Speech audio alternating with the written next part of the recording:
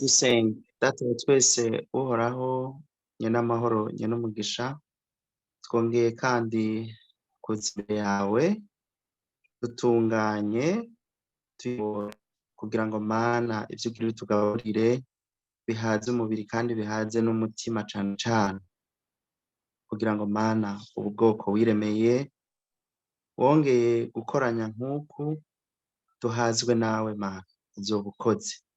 Rongora umukozi wawe agiye kutugaburira ntaba ari we ariko Mana aba ari wewe wivugira. Natwe abawe turakwiteze kandi tukwiteganya igishika, kuko nta jambo ryavuzwe ngo rihere.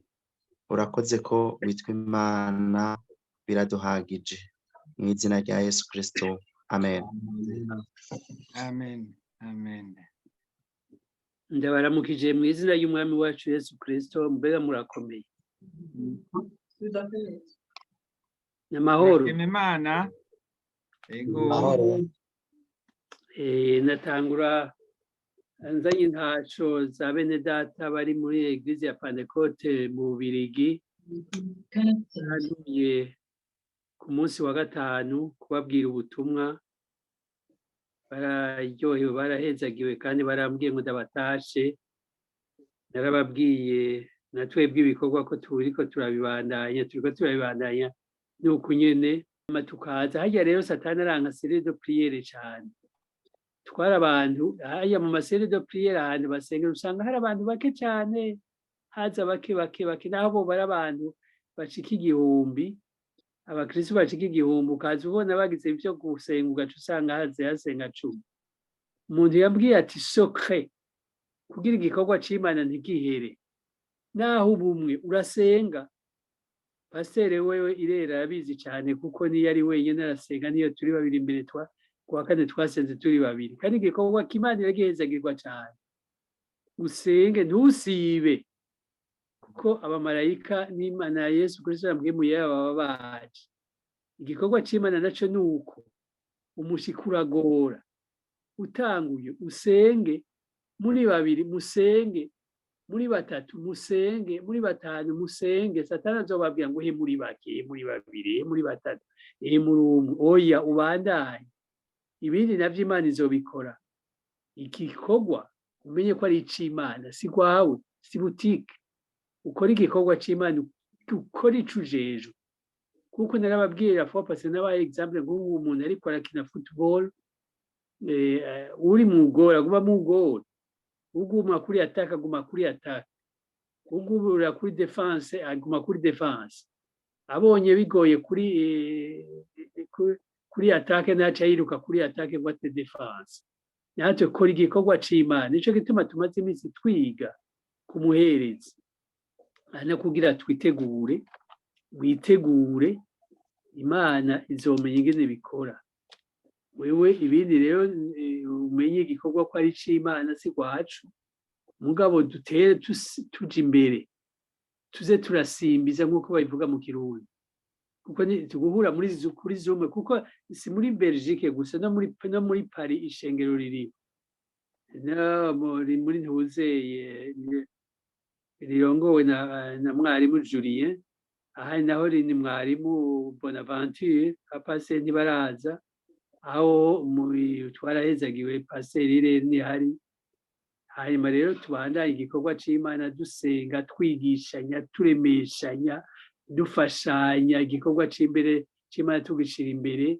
Ahari groupe serire y'abantu 5 cyangwa 3 bahura basenga, kuko paseri rero yigeze kubivuga, tugira tuti duhure quelque part nko muci quelque part ngaha, aduhura une fois par semaine, par mois, par après 6 mois. Ibintu mwene ivyo uko Imana izotwongwa niko bizogera. Niko ndavyiyumvira, ariko kugira komite kazovyiga, ariko yiyumvira akabipanga, hanyuma kazoza arabishikiriza iciyumviro. Ivyo byose bizova n'igikorwa c'Imana. Imana izobidufasha. Imana ibahezagire cyane. Ko izere zari ntasho za bene data bo mu Bubiligi, nico ciyumviro kije gutyo nyene. Sinabiteguye na Irene, twabivuganye bije gutyo nyene. Hanyuma Imana ibishatse kizokura. Hanyuma rero uno munsi twagomba guheraheza kino gice tumaze iminsi twiga cerekeye umuherezi.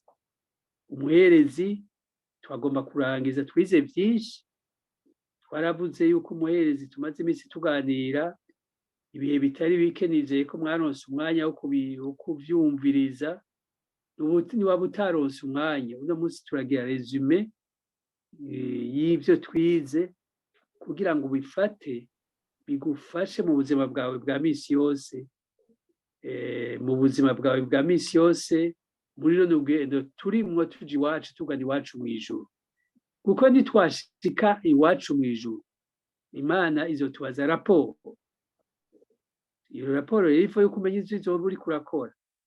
Ico gikorwa si ca pasiteri, si gwaje, si c'uwundi, ni gwawe. Ivyo uzokora Imana izobikubaza, irabibona. C'est pour votre intérêt. Uzifo yuko uzoba ufise raporo consistant. Kandi aho tuzoja mw'ijuru, ntituzogenda mw'ijuru nk'abacitse kw'icumu. Nk'abacitse gucika kw'icumu siniko mu vyumba umuntu agira ati natwe baje. Uzogende uri umuhizi. Warazanye abantu benshi. Azanye abantu benshi mu gakiza. Ni ukuvuga atuza turi bangahe, ukabwira abandi uti ko tuje gusenga. Tuje ni byiza, c'est pour votre intérêt. Ndazi ko muzanire n'abantu benshi. Ndazi ko muyaga n'abantu benshi. Ukabazana ukababwira agakiza. Muyaza n'iminota 30. Ntuyage iminota 30. Hariya narigeze kubabwira kuri Bujumbura hari ikiganiro cyitwa Défi pour l'Afrique. Mu gifaransa kuri deuxième chaîne. Défi pour l'Afrique cyari ikiganiro kivuga ivyerekeye développement de l'Afrique. Ico kiganiro ca développement de l'Afrique cavuga ivyerekeye ubutumwa bwa Yesu. Ngene Yesu ari igitangaza, mwami w'amahoro.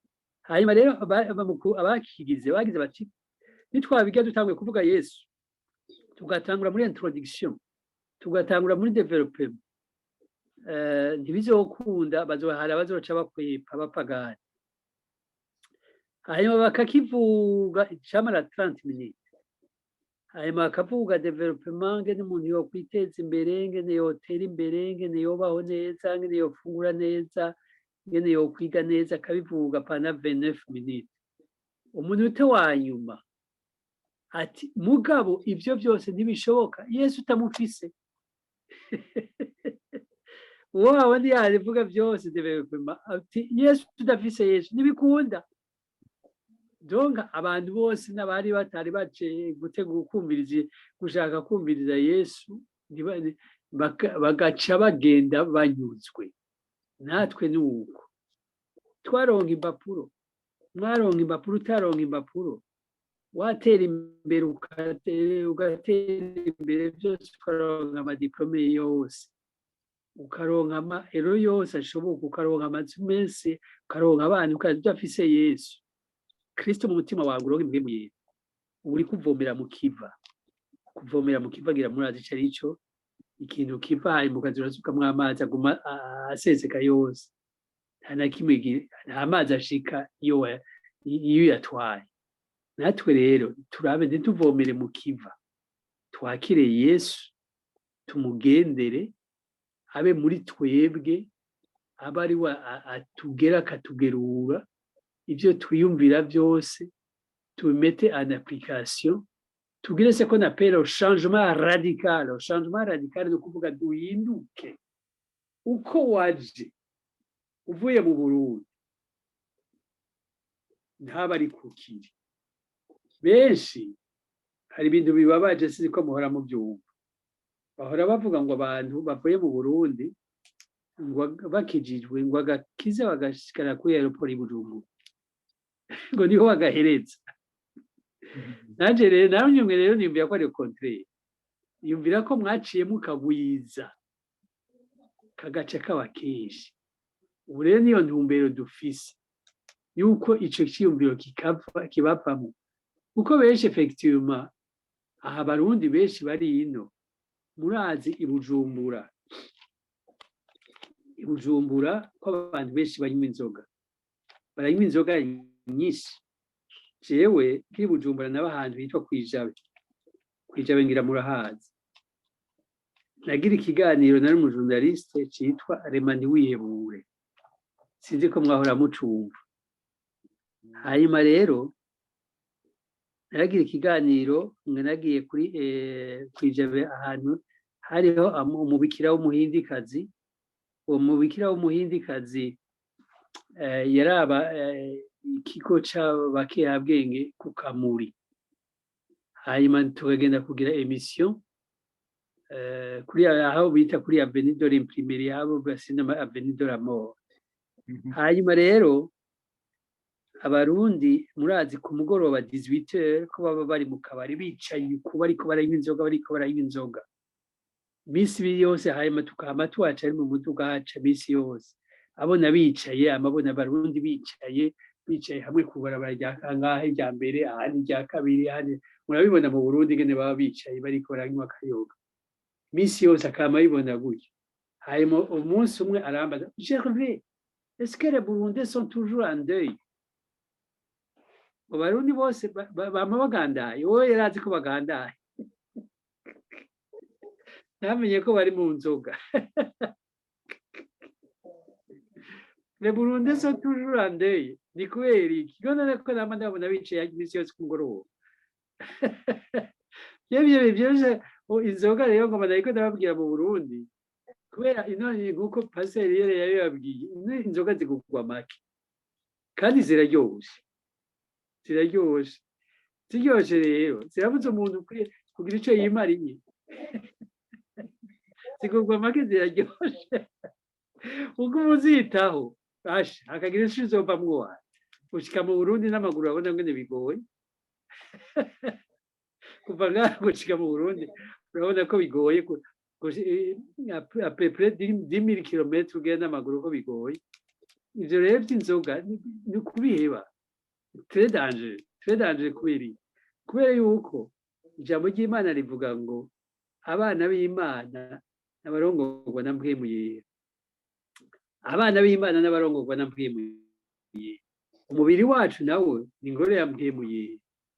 Umubiri wacu nawo ususemwo inzoga uca uba uwundi, tubukiri wa wundi.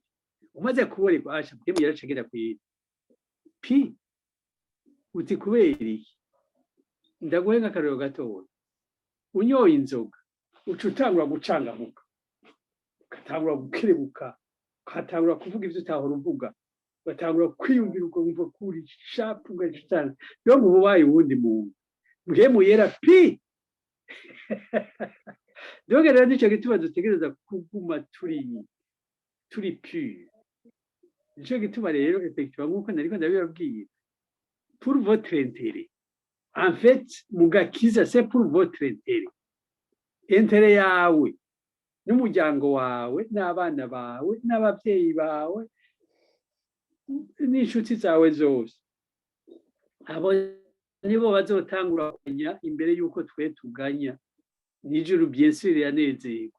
Ico gituma rero Satani aduhenda umuntu akagenda akayombekera. Ico gituma rero ngomba kubabwira apendi ko ntumbera nishakeni yuko umuherezi dushobora kuba umuherezi. Narababwiye ko umuherezi mwiza, umuherezi ameze nka Yesu, ukaborerwa mpwemu yera ntuborerwa inzoga. Ico ni ikintu gihambaye cane. Ico gituma nariko ndababwira rero ntitwari tumaze iminsi twiga umuherezi mukuru. Umuherezi mukuru ni Yesu Kristo, kuko ari we tukwiye kwisunga muri runo rugendo, kuko ntaco atakoze kugira ngo tuzobane nawe ibihe bidashira mu bwami bw'ijuru. Ndababwiye nti ntaco atakoze. Ijambo ry'Imana riratubwira ngo itanguriro y'ubwenge no kumenya Imana. Je nukurinda kubwira hamwe arahezagiwe muriko muyaga n'abantu bafise imyaka myinshi, kuko abantu bafise imyaka myinshi agiye baba babonye ibintu byinshi. Quand j'étais jeune, nagize mariage hakiri kare, nari mfise nk'imyaka 25. Hanyuma rero ngifise imyaka 25, jewe nasanga ndiko nyaga n'abantu bafise imyaka 60, 40, 45. Umunsi umwe ndagenda kugira dote, madamu turi kumwe. Hanyuma ngiye kugira dote ndahamagara papa, rero nasanga abagenzi banje sont des vieux abatama ingene vyanzamwo ntizi ingene vyanzamwo kuko igituma vyanzamwo nasanga abajene tungana ntaco bariko barambwira gishasha ibintu nzi ariko batama ngasanga bariko bambwira experience ivyo baciyemwo bikanyohera nkumva ko yabagize abagenzi hanyuma para kugira mu byose nasanze mfise abatama hanyuma papa mbwira ngo wewe ngo uzokwituba ni kweri ngo nararavye kuri mariage kuri dote yawe nasanze arabatama gusa naje kubera twamenyereye abatama nasinsigaye mbona ko ari abagenzi sinari nkibona ko ari abantu ari abatama rero namwe mwarahezagiwe mufise irere n'abacu twebwe hanyuma kuko ni vyiza tubabwire twaciye muri byinshi twabonye muri byinshi bitubwira kuko Imana ibi yaducishijemwo ari tutari bwaki ivyo twari twarigwa kwari kugira ngo tuzoshobore gutanga experience ni ukuvuga hari ibitangaza bitatu Imana ikugirira ibitangaza ikugirira igihe utari bwamenye Imana igihe utari bwamenye Imana ibitangaza byinshi kuko yarakuzigamye ukiri muri camp satanique cyo ni igitangaza ca mbere ni groupe 1 groupe 2 igihe wakiriye Yesu nk'umwami n'umukiza igihe ufashe decision yuko kizwa iyo ni groupe ya kabiri aho ni igitangaza gihambaye kuko ibintu bidasanzwe gukizwa guhinduka kugira uti Yesu niwe ngomba gukurikira ni igitangaza kidasanzwe etape ya gatatu igihe umaze gukizwa bari mu bindi bitangaza bindi naho nyene n'ubuntu bw'Imana hari ibitangaza yagukoreye utarakizwa hari gitangaza tukoreye ukijijwe kuko gukizwa n'ubuntu bw'Imana si kubera gukerebuka si kubera kugororokoya hari umuntu uzobwira ubutumwa bwinshi ukamwigisha ukamusengera ukamengo uriko usuka amazi kwibuye uriko usuka amazi kwibuye riguma ryari niriguma rigumye uwo muntu nawe rero ishusho ukora uca usenga cyane musengera n'uca umweba uca umusengera hanyuma Imana izokora ibitangaza izomenya ingene bigenza ako umuyagira Sawuli hanyuma natwe rero ico nariko ndababwira icaha kindi nyene mwarahezagiwe nimwe mwumviriza ibi tubabwira kuko hari ivyo dufise experience tutarakizwa ngene Imana yatuzigamye hari ivyo dufise tumaze gukizwa hari ivyo dufise ntituriko turabwira ubutumwa kugira ngo vya bindi bahora bavuga ngo turonke ibigira cumi ngo turonke iki ngo turonke ico tubakurakoya turabaho neza bien dufise umutwaro yuko mukizwa dufise umutwaro yuko mumererwa neza dufise umutwaro yuko muzoja mwijuru ico nariko ndababwira nti itanguro ry'ubwenge no kumenya Imana kuko narababwiye yuko ngaho umaze imyaka myinshi muri iyi si amara imyaka 80 agera kumara imyaka 80 aramujegere donc umuntu azi ubwenge inyuma y'ubu buzima hariho ubundi buzima faut penser au-delà inyuma y'ubu buzima nzobaho gute inyuma y'ubu buzima nk'uko pastor akunda kubibabwira Yesu azoza kudutora kandi narababwiye ko Yesu Kristo ari umuherezi mukuru Yesu Kristo ko ari umuherezi mukuru azoza gutora abaherezi ico gituma maze iminsi ndabigisha ko dukwiye kuba abaherezi Yesu Kristo aza ku mugoroba azi ubunyene turiko turavuga ubutumwa ico dushingana nabo Yesu ashimwe cyane muranyumva ego nawe uzokwepa oya okay hanyuma rero Imana ibaheza ntiyagira uzoducika ntiyagira uzoduhenda hanyuma rero ikindi nagomba kubabwira mwijuru ntituzobatungana hari uzoza n'abantu benshi kuri Yesu uriko urakora iki kugira ngo uzoza n'abantu kuri Yesu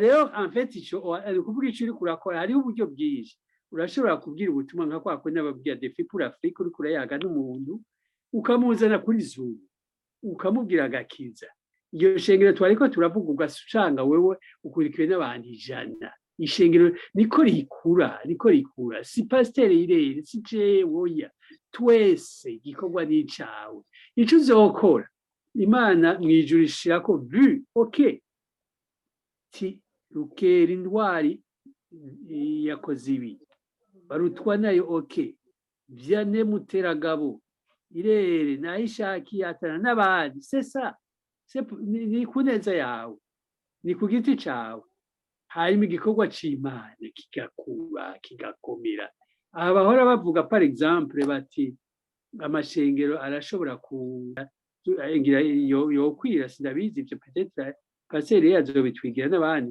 ça pour dire ariko tubandanye kuko en fait iki gihugu c'Ubudagi nitwaje ngo badutabare twaje kubatabara je niko namambwira abadagi nuko batavyumva twaje kubatabara bari mu kangaratete ibihugu birumye twaje kubafasha spirituellement twaje kubasengera twaje kubatera musade kuko ntibavyara twaje kubafasha n'ukuri rero no kuvuga rero kandi iki gihugu Imana yarakiduhaye kuko iki gihugu ikimbabaza n'ikindi mutagisenga mu Iraq na Iran n'Abarabu murabona ni benshi mwabibonye none bakidutware turabakirisu abandi babazungu banyentece ko mbona baretse kwivyarira none tugisengere rero ni gwacu hanyuma tugisengere Imana igihezagire nabo bazoje mwijuru kuko barakubije kandi rero ikindi gihambara ikomeye igisumba byose dukundane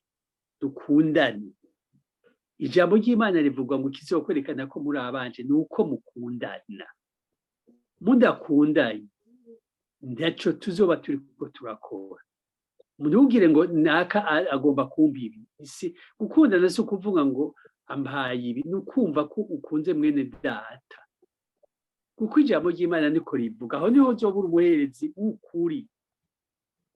w'ukuri Yesu Kristo yaradukunze Yesu Kristo yaravuye ku musaraba yaravuye mu ijuru aza gupfira ku musaraba ico kintu muraciyumvira conyene gusa ubwo rukundo yadukunze umuherezi nico ariko nababwira umuherezi arakundana murabona pasiteri irere ngena afise urukundo pasiteri irere sani mayentere ariko arondera ibigira 10 ariko arondera amahonere ariko oya n'umutima umubuza amahoro urukundo nuko Imana yarehezagiwe kuko mu ijambo ry'Imana bagira ngo minsi yanyu mu rukundo ruzotimba ko ruzotimba rero tu fais le contraire dukundane urukundo ntirutimbe aho niho tuzoja mu ijuru kuko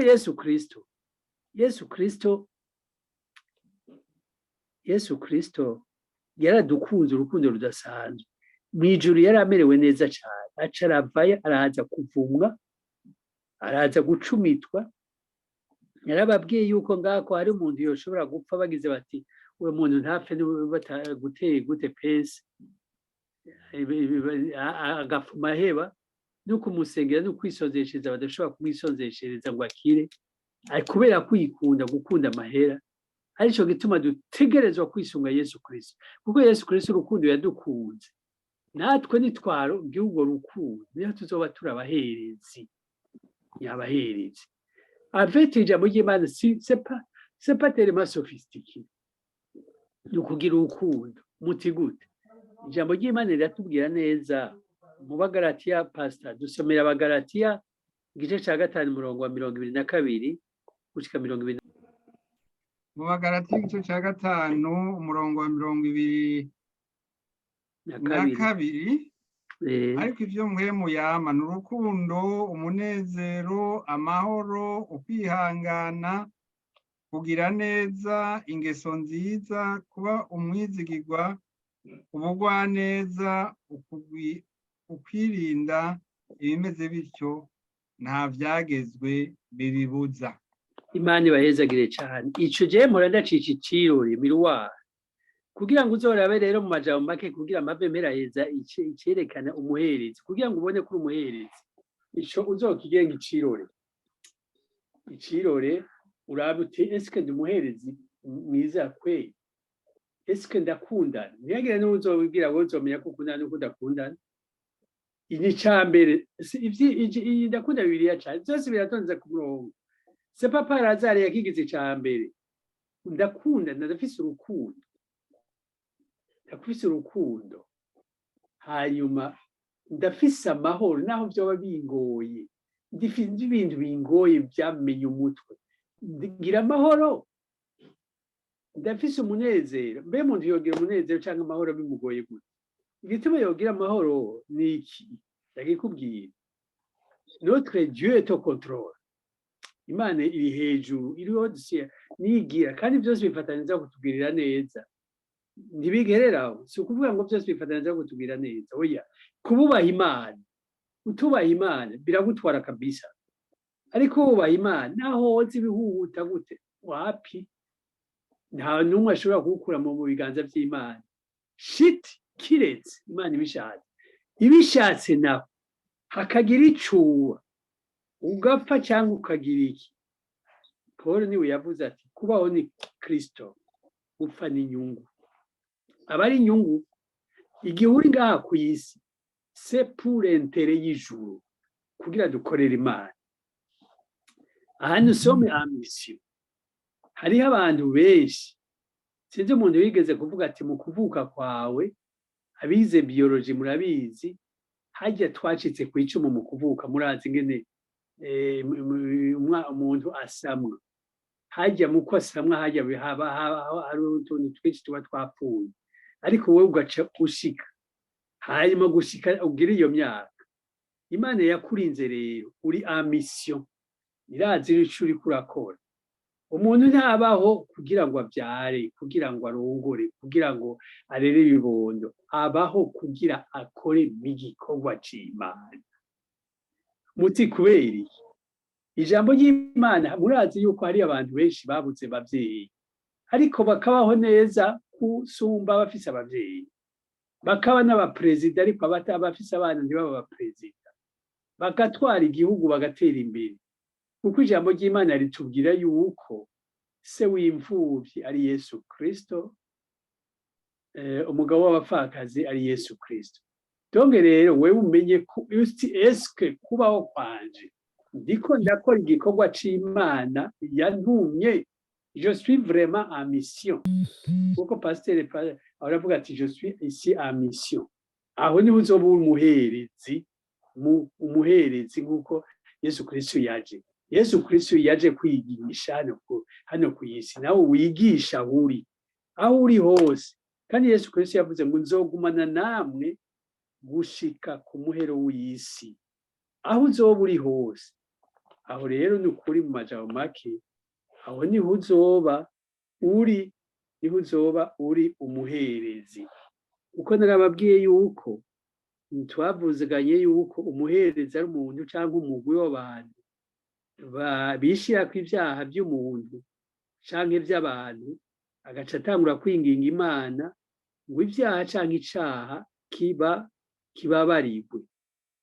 Un intercesseur, c'est une personne qui se charge du péché de quelqu'un d'autre, s'identifie pleinement au péché, au pécheur, et se met à œuvrer avec Dieu jusqu'à ce que la partie coupable soit pardonnée. Uwo nta muntu rero azogenda gusaba ikigongwe Imana atagorokeye Imana. Mose yasabira ikigongwe abanyisiraheli kubera yaragorokeye Imana. Utagorokeye Imana ntuzogenda ushinze amatwi ngo ugende imbere y'Imana ngo ihagire ikikubwiye. Duhanga amaso umuherezi mukuru ari we Yesu Kristo. Dusomeye pasiteri ivyo dukwiye gukora, Abaheburayi igice c'indwi umurongo wa 26 gushika 28. Abaheburayo igice c'indwi 26 à 28. Muranyumva ndi ku murongo? Turakumva. Abaheburayo igice c'indwi verset 27. 26 kuva gushika kuri 28. Yari bitubereye kugira umuherezi mukuru byari bitubereye kugira umuherezi mukuru ameze atyo, yera, atagira ubugunge, atanduye, yatandukanijwe n'abanyabyaha, yashizwe hejuru y'amajuru, atarinda kubanza gutanga ibimazi by'iwiwe vyaha uko bukeye nka ba baherezi bakuru bandi, hanyuma agatanga ivy'abandi bantu, kuko ivyo yabikoze rimwe hamwe yitanga. Ivyagezwe bishiraho abanyantege nke kuba abaherezi bakuru, ariko ijambo ry'indahiro yaherukiye ivyagezwe rirashiraho umwana w'Imana yahinguwe rwose gushitsa ibihe bidashira. Imana iguhezagire cane. Subira usome Burayi nyene igice c'8 umurongo wa mbere gushika ku wa 4. Muyo tuvuga yose arutwa na rimwe n'iri. Dufise umuherezi mukuru ameze atyo, avyagiye iburyo bw'intebe yihambaye cane yo mw'ijuru, akorera hera no mw'ihema nyakuri ryashinzwe n'uhoraho atari abantu. Kandi umuherezi mukuru wese ashirirwaho gushikana amashikanwa no gucumita ibimazi. Nico gituma wa wundi nawe akwiye kugira ico ashikana. Iyo aba ari mw'isi ntiyobaye umuherezi, kuko hari abandi bashikana amashikanwa nk'uko ivyagezwe bibibwiriza. Kandi abo bakorera igishushanyo n'igitutu c'ivyo mw'ijuru, kandi abo bakorera mu gishushanyo n'igitutu c'ivyo mw'ijuru, nk'uko Mose yabwiwe n'Imana agira akoreshe rya hema, atugire umwete wo gukoresha vyose, ubigereranye n'ikigereranyo werekewe kuri wa musozi. Ariko none igikorwa yahawe kirusha icabo kuba ciza, nk'uko ari umuhuza mw'isezerano riruta iryabo, kuko ryashizweho n'ivyasezeranywe biruta ivy'iryabo. Imana ibahezagire.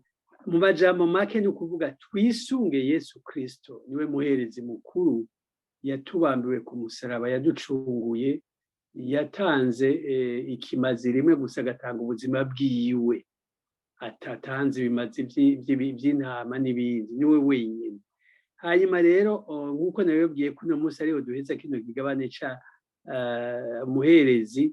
None tubigenze gute? Pratiquement tubigenze gute? Twokora iki? Tuzokora iki? Tubigenze gute? Dusomere muri Yohana wa mbere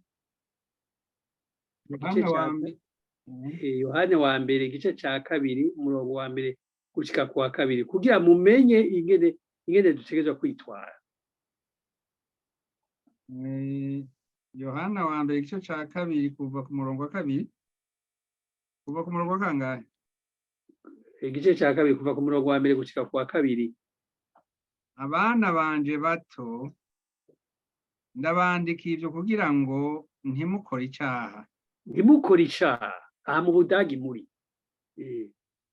Kandi nihagira umuntu akora icaha, dufise umwitsa kuri Data wa twese, ni Yesu Kristo umugororotsi. Kandi uwo niwe mpongano y'ivyaha vyacu, mugabo si vyacu twenyene, ariko nivyo bari mw'isi bose. Okay, Imana iguhezagire. Dusome kandi ikindi dukwiye gukora. Mwumvise yuko ntimukore icaha. Niwakora icaha utabaze Yesu Kristo kugira ikigongo. Hanyuma rero akandi karorero dusomere ivyo dutegerezwa gukora pratiquement. turiko turaheza kugira tugende tufise ico dukuyemo. Aba rero igice c'18 kuva ku murongo wa mbere gushika ku wa 5. Abalewi bwa mbere igice ca 18 kuva ku murongo wa mbere bavuga ngo gushika ku wa 5. umutwe w'amajambo uvuga ngo ibyo kwitandukanya n'ingeso z'abanyakanani. Uhoraho abarira Mose ati barira Abisirayeli uti niwe Uhoraho Imana yanyu, uti ntimuze mukore nk'ibyo abo mu gihugu ca Egiputa bakora, abo mwahora mubamwo, kandi ntimuze mukore nk'ibyo abo mu gihugu c'i Kanani bakora iyo abajanye kuba. Ntimuze mukurikire amabwirizwa yabo. Uti ivyagezwe vyiwe azabe ari vyo mwumvira, n'amabwirizwa yiwe azabe ariyo mwitondera mubigenderemwo. Uti niwe Uhoraho Imana yanyu. Uti nuko muze mwitondera amabwirizwa. Ntimuze mukore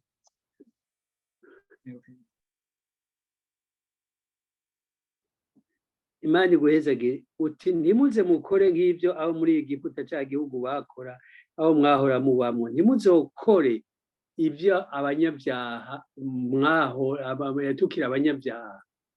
Narababwiye yuko hari ibyaha twahoramo. Plus jamais ntimuzobikore. En plus de cela, muje mu gihugu c'Ubudage, ntimuce mugira imigenzo y'Abadagi, wicirire rize, muzosanga abantu bose bagenda gusa, abakobwa n'abagore bose bagenda gusa. Ntimuce mugenda gusa nkabo, ntimuce mugira nkabo, mwikomporte nk'abakirisu, mwikomporte nk'abana b'Imana, mwikomporte nk'uko abana b'Imana bameze. Ico niyo mpanuro nk'uko pasiteri Irere yama bibabwira. Iyo niyo mpanuro, aho niho uzobura umuherezi mukuru. Yesu Kristo umenye ko uri citegerezo, ibikorwa byawe, ingene wambara, ingene wisokoza, ingene ugenda, ivyo nivyo bizokuranga, bizoranga aho uzoba uriko uravuga ubutumwa. Mu kuheraheza nobabwira twosoma kugira ngo kandundu umenye ngene bizogenda neza. Dusomere muri Yosuwa igice ca mbere umurongo w'8 gushika ku 10. Navuze nti umutwe w'amajambo uvuga ngo Imana ishikiriza Yosuwa igikorwa. Mose umusavyi w'Uhoraho amaze gupfa, Uhoraho abarira Yosuwa mwene Nuni umufasha wa Mose ati Mose umusavyi wanje yapfuye. None rero va hasi ujabukane aba bantu bose urwo ruzi Yorodani, muje mu gihugu mbahaye mwebwe Abisirayeli. Ahantu hose muzokandagiza ibirenge ndahabahaye nk'uko nabariye Mose, uhereye mu bugaragwa no kuri uriya musozi Lebanoni ugashitsa ku ruzi runini arirwo Efurati, ugahitana igihugu cose c'Abaheti kugeza ku kiyaga kinini gihera iburengerazuba, nirwo ruzoba urugabano rwanyu.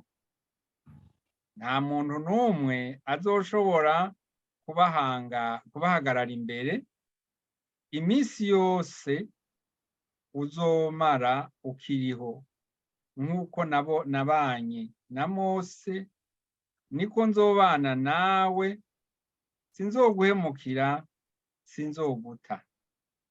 Shikama ushire amanga, kuko ari wewe uzoshikiriza abo bantu igihugu narahiye ba sokuruza ko nzokibaha.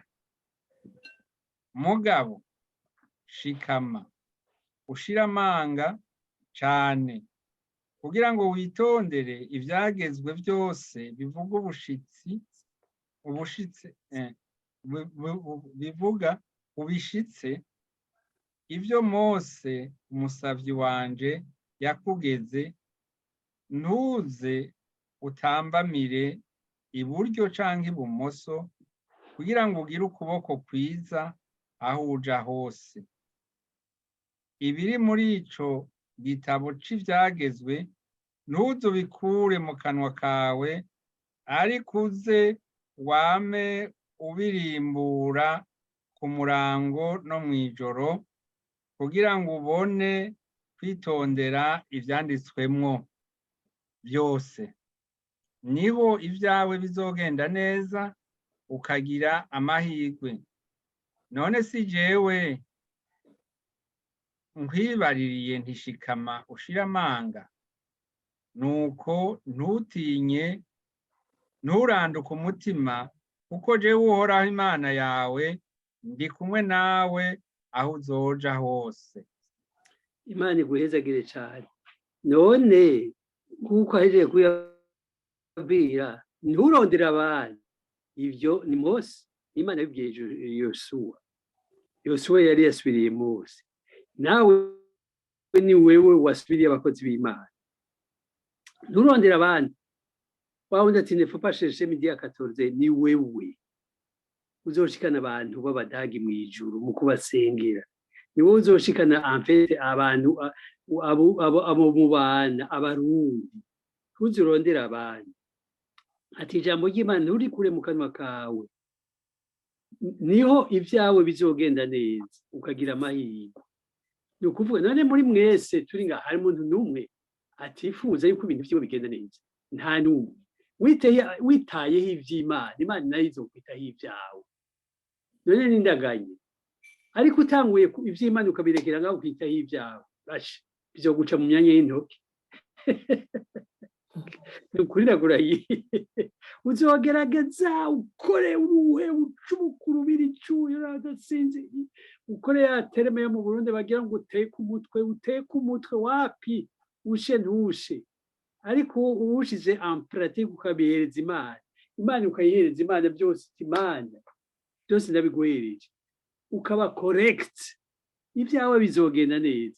Ijambo ry'Imana rihereza ngo none si jewe ndabikwibwira, ni Imana yabikuze. Kandi Imana ko yari iri kera n'ubu ni kwire. Imana ivuze ibivutse. Nshuti zanje, twubaha Imana, twarahezagiwe. Ahandi ababwira ikintu kimwe, nico gituma Imana Satani buza abantu gusoma Bibiliya. Aha Bibiliya harimo ibintu byose, harimo ubutunzi, harimo amahoro, harimo umunezero, usituve bien n'amahera harimo ibintu byose. Nico gituma Satani agira ati bireke ntuyisome, n'imiburi urishira mu telefone zizobura zibigireke, hanyuma bakuremo ibintu, hanyuma bagiriki. Soma ijambo ry'Imana, abafise amabibiriya muyasoma, abafise abataramenya ikidagi barabe Bibiliya mu Kirundi, baza baratraduiza mu kidagi, bamenye ikidagi, bongere bamenye Bibiliya, bongere bagiriki. Duhezagirwe ijambo ry'Imana, tube strong, dukomere mu izina rya Yesu Kristo. Hanyuma tuba abaherezi. Yesu Kristo niyaza azoza gutora abaherezi yahezagiye. Hanyuma twari raporo consistant, twari raporo ivyo twakoreye hano mu isi ya misi. Hanyuma tuze duhuriye mu ijuru, ntihagire uzokubita ikorosi rwakwepe. Tuzoshingana Imana ibahezagire, dusenge. Mana datakwese mu ijuru, urakoze. Ubikora ukabirema ukabikomeza. Yakwingiza ijambo rikomeza urwaye byose nubikora, yakwingiza ukugire aba bantu bose ijambo Mana nzima twigishije bibanyure, ibishike mu misoko ishe mu gutwi, ngo ishereke mu kundi, wagirire neza, dukomeze byose bigume bigenda neza mu izina ry'Umwami wacu Yesu Kristo. Amina. Imana ibahezagire. Amen, amen. Yesu abahezagire. Murakoze neza Pasteur kuduha amajambo aturemesha.